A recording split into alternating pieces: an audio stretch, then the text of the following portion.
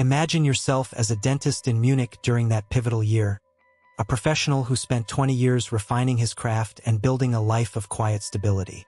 You have followed every rule, honored every social contract, and done everything right by the standards of your peers.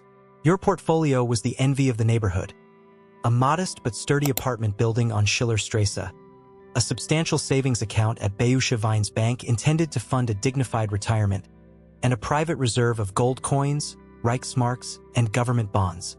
However, the morning of April 26th brings a cold realization delivered via the crisp ink of a newspaper headline. Executive Order Number 133, issued by the Reichsbank, strips away the veneer of security. It mandates that every citizen surrender their gold holdings, save for a trivial symbolic amount, to authorized financial institutions. The penalty for hesitation is not a mere slap on the wrist. It is the looming threat of heavy fines and the suffocating walls of a prison cell. This was not a sudden tremor, but the final collapse of a structure that had been cracking for some time.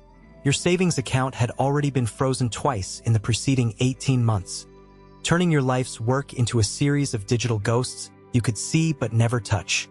To make matters worse, an emergency property levy was suddenly assessed against your building on Schillerstrasse.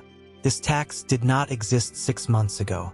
No one voted for it, and the valuation was determined solely by the very government that stood to gain from its collection. This is the moment when the comfortable illusion of ownership dissolves into the harsh reality of mere custodianship. When a state faces insolvency, it transforms into a predatory organism driven by a desperate biological need to survive. It does not look for what is fair. It looks for what is available. It feeds on the assets that are most visible, most registered, and most accessible within its jurisdictional reach. Whether in Germany or the United States in 1933, Argentina in 2001, Cyprus in 2013, or the more recent collapses in Venezuela, Greece, and Lebanon, the pattern remains identical.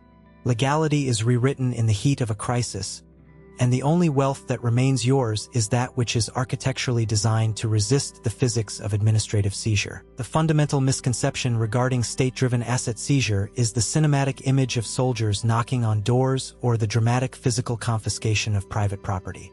In reality, physical force is the most inefficient and rarest method employed by the state. The primary mechanism of modern wealth extraction is far more clinical: administrative access. Most investors fail to grasp the legal reality of their bank deposits, viewing them as private vaults rather than what they truly are, unsecured loans to a financial institution. Once capital crosses the teller's desk, you no longer own that money.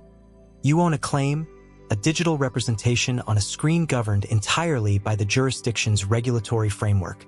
When a crisis hits, these frameworks are not merely tested. They are rewritten. The money does not move, but the rules governing its exit suddenly shift, transforming a liquid asset into a frozen liability. Governments do not seize assets out of malice, but out of existential necessity, and the mechanisms for doing so are often hidden in plain sight long before they are activated. Consider the 2013 crisis in Cyprus, where the rules of private property were fundamentally altered over a single weekend. This was the birth of the bail-in, a term that did not exist in the public consciousness until it was used to decapitate savings accounts. This framework had been quietly integrated into European banking resolutions years prior, waiting for the right moment of systemic failure.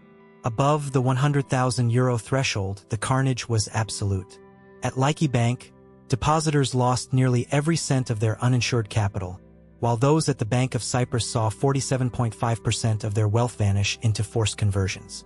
Legally, this was not categorized as theft, but as a regulatory resolution. The Argentinian nightmare of 2001 provides a chilling masterclass in how a state can redefine reality to solvent its own debts at your expense. When the government forcibly converted dollar-denominated deposits into pesos at an artificial exchange rate, they did not call it theft. They called it an administrative adjustment. Yet the math told a far more brutal story. A citizen holding $100,000 on the 1st of December watched helplessly as that life savings withered into a purchasing power of approximately $25,000 by February. Through the tactical use of freezing accounts, retroactive taxing, and shifting access rules, The state proved that your wealth is only yours until the administration decides otherwise. This raises the fundamental question for any serious investor: which assets exist outside of practical administrative reach? It is a vital distinction, as legal reach can encompass anything through the stroke of a pen, but practical reach is limited by the physical and digital boundaries of enforcement. Consider the harrowing exodus of Jewish professionals fleeing Germany between 1933 and 1939. Let me tell you about the doctors, engineers, physicists, chemists, and musicians who found themselves in the crosshairs of history. Their real estate was sold at distressed prices or simply confiscated. Their bank accounts were frozen and depleted by exit taxes. Their businesses were subjected to Aryanization, which is nothing more than a polite, bureaucratic word for stolen. Gold was surrendered and art was looted. Yet, as Albert Einstein demonstrated upon his arrival in the United States in 1933, the state could not touch the intellect. He arrived with virtually nothing in material terms, yet within weeks, he secured a position at the Institute for Advanced Study in Princeton. His wealth was his brain, and that specific asset actually appreciated the moment he crossed the border. This pattern of the portable mind has repeated through the Vietnamese boat people of the 1970s, the Cuban exiles after 1959, and the modern diasporas from Lebanon, Venezuela, and Syria. When the world collapses, the only true safety is the capital you carry between your ears. While the history of state seizure and currency collapse paints a bleak picture of vulnerability, the story of survival reveals a striking truth about what actually constitutes a portable asset. When the systems of Munich or the Reichsbank fractured, the fastest recovery speed after such a total collapse was never linked to the amount of smuggled gold or stacks of cash a refugee managed to hide in their luggage. Instead, the ultimate hedge against ruin is the possession of skills with immediate market value in destination locations. This productive capacity is embedded directly into the human nervous system, making it fundamentally immune to the whims of any government. A border guard can strip you of your watch, but they cannot extract your ability to perform a complex task. This specific form of wealth possesses total immunity to executive orders, including mandates like Executive Order Number 133, because it cannot be seen or seized. It is immune to capital controls because it cannot be frozen in a digital ledger, and it is immune to bail-ins because no central authority can forcibly convert your expertise into their failing equity. History consistently favors the functional. Skills like welding, coding, growing food, repairing engines, negotiating, teaching, or diagnosing an illness are assets that remain liquid in every civilization, every century, and every crisis. During the hyperinflation of Weimar Germany, it was the professionals who recovered their standing faster than even those who had successfully hedged with foreign currency. In that era of chaos, the core principle was simple. Currencies change, but the fundamental needs of a society remain constant. A baker still needed to bake bread, and a doctor still needed to treat the sick, regardless of the denomination on the banknote. Skill acquisition is almost never framed as a strategy for asset protection, yet it remains the ultimate hedge against systemic volatility. This oversight exists because your expertise does not appear on monthly brokerage statements, it cannot be meticulously charted on a Bloomberg terminal, and, perhaps most importantly, financial advisors cannot earn commissions on the knowledge you store in your mind. However, this invisibility is precisely what makes your skills the most real assets you can possess. In a true seizure environment, where the state begins to eye private wealth to patch its own fiscal wounds, the objective is to remain off the radar. If a government cannot see an asset, they cannot confiscate it. Consider a master craftsman or a surgical specialist. They carry their entire net worth within their own neurological architecture. While a bank account is a visible target, an internal skill set is a ghost in the machine, a form of wealth that moves through checkpoints and over borders without ever triggering a declaration form. It is the only investment that remains fully liquid and functional even when the formal economy grinds to a halt. When the traditional architecture of finance begins to crumble, the focus shifts toward portable physical assets held outside the system. Historically, gold has served as the standard-bearer for this category, acting as the final sentinel of value. We have seen this play out in the most desperate chapters of history. In 1933, the United States government issued Executive Order Number 133, effectively criminalizing the private ownership of gold and forcing citizens to hand over their bullion. Decades earlier in Germany, the Reichsbank presided over a currency collapse so total that paper money became literal kindling. On the streets of Munich, specifically along Schillerstrasse, families who had banked with Bayerische Weinsbank saw their life savings evaporate in a matter of weeks. More recently, the modern precedents in Cyprus and Greece proved that even in the 21st century, a bank holiday is often just a polite term for a massive haircut on your deposits. In these environments, the seizure resistance of a physical asset is inversely proportional to its institutional visibility. This transition represents the fundamental divide in the architecture of asset seizure. To understand the survival of wealth, one must recognize that all assets fall into two distinct categories based on how they can be confiscated. The first type is vulnerable to administrative seizure, where a government official simply executes a digital command or signs a ledger to freeze a life's work. The second type, however, demands a physical search of a specific, tangible location. For the state to succeed here, authorities must first possess knowledge of that location, a prerequisite that fundamentally shifts the power dynamic from the regulator to the holder. This principle is most potently applied to portable physical stores of value, which act as a final insurance policy against the encroachment of the state. This inherent fragility highlights a fundamental truth about the architecture of wealth. An inescapable trade-off exists that no investor can circumvent. There is a persistent structural tension between four competing properties: liquidity, safety, visibility, and a seizure-proof nature. In the cold reality of finance, no single asset can simultaneously possess all four. To believe otherwise is to succumb to the empty promises of those more interested in making a sale than speaking the truth. However, a third category has emerged to challenge these traditional limitations: decentralized digital assets.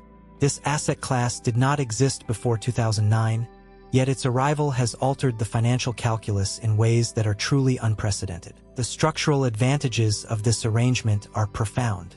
When wealth is etched into the mind, there is no physical object for a state to confiscate, no bank account for a regulator to freeze, and no custodian for a court to legally compel. Because there is no declarable item, a person can walk through any airport or cross any hostile border while carrying millions of dollars in value accessible only to them. This wealth is invisible to scanners, unfindable by physical searches, and immune to court orders because there is no central institution left to serve. This is not a mere theoretical exercise. It is a documented reality of the modern age.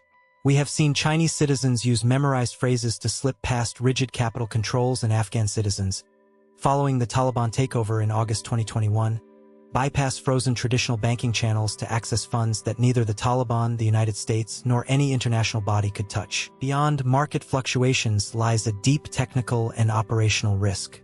In this ecosystem, the user is the final authority, which means there is no safety net. If you forget your seed phrase, store it improperly, or commit a simple error during a transaction, your assets are gone permanently. There is no customer service line to call, no recovery mechanism to trigger, and no court on earth that can reverse a blockchain transaction. This creates a psychological mirror effect where the same unbreakable wall that keeps the government out also locks the owner out if they lose their key. This is not a failure of the system. It is the core architecture. Furthermore, governments are not static observers. They are aggressively evolving to control the on-ramps and off-ramps where digital assets meet traditional fiat. China has already implemented a total ban on cryptocurrency trading, while India has imposed a 30% tax on gains with no allowance for losses. In Europe, the MiCA framework now demands extensive reporting, and the United States Treasury's FinCEN has proposed rules to track self-hosted wallet transactions. While the asset itself might resist direct confiscation, the ability to convert it into usable goods or local currency relies on a regulated infrastructure that states absolutely control. We are witnessing the rise of a tool with extraordinary properties and equally extraordinary limitations, reflecting a historical parallel to the era of private gold. This brings us to the fourth category of protection: foreign-held assets in stable jurisdictions. While the global elite have mastered this art for centuries, the middle class often ignores it until the local currency is already in freefall. The logic is anchored in a simple, unbreakable truth. A government's reach ends at its own border. Consider the divergence of fates during the Argentine crisis of November 2001. A citizen with $100,000 sitting in a Buenos Aires bank saw their life savings decimated by the forced conversions of the Corralito. Yet, an identical neighbor who kept $100,000 just 90 minutes away by ferry in a Montevideo bank lost nothing. The short journey across the Rio de la Plata acted as a legal chasm that Argentine capital controls could not cross. This was not a matter of illicit activity, but rather a legal, compliant diversification of jurisdictional risk. The divergence in fortunes during a fiscal collapse is almost always determined by the speed of one's reaction. History shows a brutal divide. Those who recognized the gathering clouds and moved their assets early preserved their life's work, while those who procrastinated, clinging to the hope that the situation would resolve or trusting blindly in government stability, found themselves paralyzed. These individuals often lost access to their savings for weeks, and in many tragic cases, a significant portion of that wealth vanished permanently. This is not mere speculation. It is the lived reality of the Lebanese banking collapse from 2019 to the present. As the system disintegrated, depositors with dollar-denominated accounts were subjected to forced conversions into Lebanese pounds at artificially low exchange rates that ignored the actual black market value. A person holding $100,000 in a Beirut bank saw their purchasing power shrivel to a mere $10,000 to $15,000, while their compatriots with funds in Dubai, London, or Paris watched the crisis from a position of total safety. The invisible shield protecting the latter group was jurisdiction. When a state enters a crisis, it will naturally exhaust every legal and administrative tool within its reach, but that reach is stopped by a hard sovereign border. A court order issued in Buenos Aires is essentially a dead letter to a bank in Zurich, just as a decree from Beirut lacks the power to freeze an account in Singapore. This jurisdictional boundary acts as a legal firewall, separating your capital from the local fires of a failing economy. However, this strategy is not without its own complexities and obligations. Most developed nations maintain strict reporting mandates. For instance, United States citizens must file a foreign bank account report, or FBAR, if their foreign accounts exceed an aggregate of $10,000. Failure to comply brings severe penalties, and similar transparency requirements exist across the European Union, UK, Canada, and Australia. While these records do not eliminate the protection, they do provide a roadmap that a desperate government might one day use to impose exit taxes or retroactive obligations. Furthermore, one must avoid the trap of a false haven. Choosing a destination requires rigorous vetting to ensure genuine stability, a robust rule of law, and a proven history of respecting property rights. Switzerland has remained the canonical sanctuary for over a century, serving as the bedrock for those seeking to insulate their wealth from domestic turmoil. However, the landscape of global finance is shifting. Under relentless international pressure, Swiss banking secrecy has eroded significantly since 2010. In its wake, a new map of stability has emerged. Singapore has risen as a formidable alternative, alongside New Zealand, specific Canadian provinces, and select Caribbean jurisdictions that benefit from robust legal frameworks inherited from British common law. Despite these shifting sands, the core structural principle remains unshakable. Assets stationed beyond a government's administrative borders are assets that the government cannot unilaterally seize. This is not merely a hopeful guarantee. It is an architectural safeguard, a fundamental design choice that has held firm through every modern financial crisis. Within these clubs, the baker traded bread for a haircut, the mechanic traded engine repairs for his children's tutoring, and the accountant provided bookkeeping for a farmer in exchange for fresh vegetables. They operated using local credit notes, but the true medium of exchange was human connection. The people who thrived in this wreckage were not necessarily those who had the most money before the crisis. Instead, success belonged to those who were deeply embedded in their communities, those who were known, trusted, and owed favors. This social capital is structurally unique because it possesses properties that make it immune to every form of state intervention.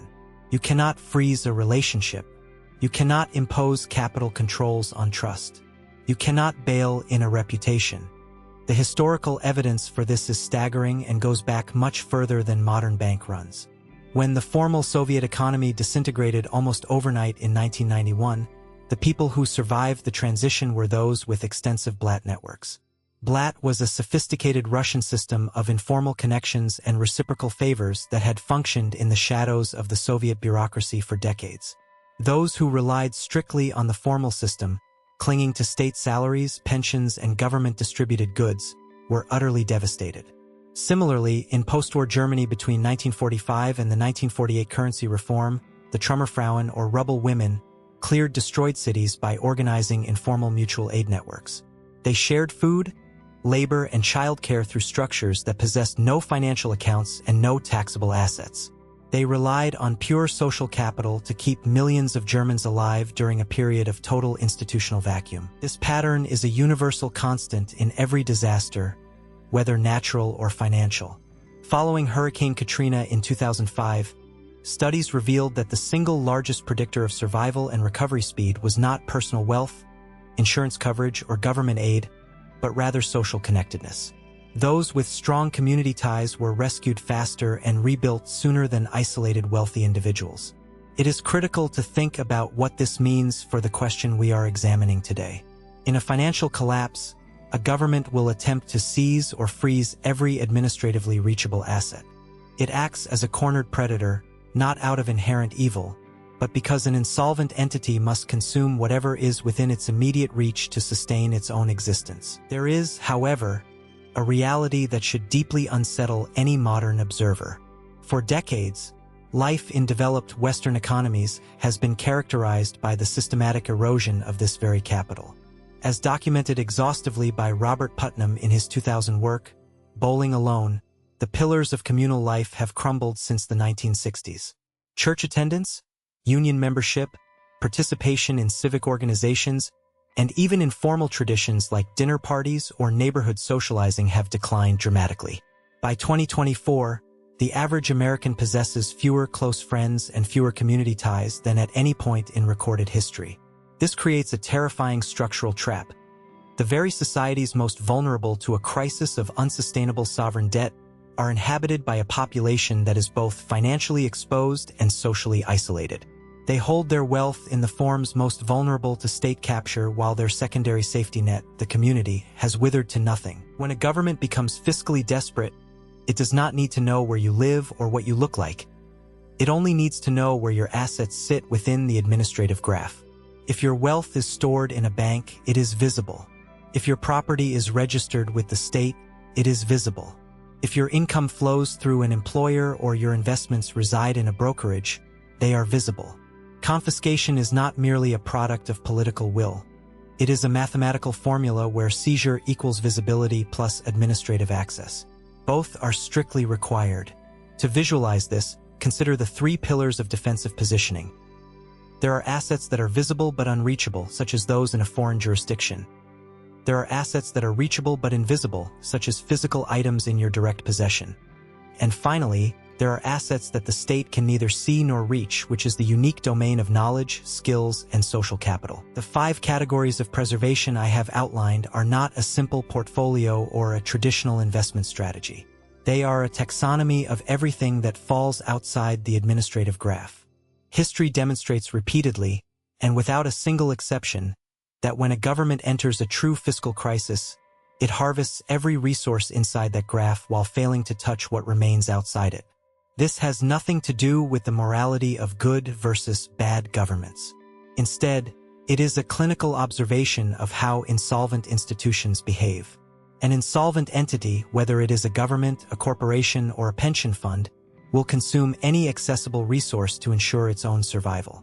This is not a choice, but the institutional equivalent of a biological survival instinct. The question of whether we are currently facing conditions comparable to the great fiscal collapses of history is best answered by the raw numbers. By early 2025, the federal debt of the United States has surged past $36 trillion, fueled by an annual deficit running between $1.8 trillion and $2 trillion. Most strikingly, the annual interest payments on this mountain of debt have surpassed $1 trillion, exceeding the entire national defense budget for the first time in American history. Even under the most optimistic projections from the Congressional Budget Office, assuming no recessions, no new wars, and no sudden crises. The debt-to-GDP ratio is on track to exceed 150% by 2050. History offers a grim warning. No major Western democracy has ever sustained a debt-to-GDP ratio above 150% without eventually resorting to default, aggressive inflation, or a painful restructuring. We can see the foreshadowing of this struggle in Japan and the European Union. Japan currently operates with a debt-to-GDP ratio exceeding 260%, maintained only through a strategy of financial repression. The Bank of Japan now holds over 50% of all outstanding government bonds, enforcing artificially suppressed interest rates that provide returns consistently below the rate of inflation. For the Japanese public, this has functioned as a silent erosion of wealth, a slow-motion heist where a saver holding bonds from 1990 to 2020 earned essentially nothing in real terms. It is the financial equivalent of a slow leak in a reservoir. The water level drops so gradually that the owner doesn't realize they are being drained until the basin is empty. The second path a desperate state might take is inflation. While it is politically more palatable than an outright default, it remains a predatory form of seizure, launching a silent attack on every individual holding currency-denominated assets. Beyond that lies the third option, direct intervention and control. This includes tax hikes, wealth levies, bail-ins, and the imposition of capital controls. We often see the forced conversion of private retirement accounts into government bonds, the aggressive elimination of physical cash, and the tightening of restrictions on capital flows. None of these maneuvers are painless, yet they all share a deep historical precedent. They specifically target assets captured within the administrative graph, the state's primary hunting ground for extraction. This is the ultimate trap for the unprepared. If the state can see it and map it, the state can harvest it. To understand how this plays out in human terms, consider the fate of the dentist in Munich. He saw his gold confiscated under Executive Order 133 and watched his life savings vanish through currency destruction.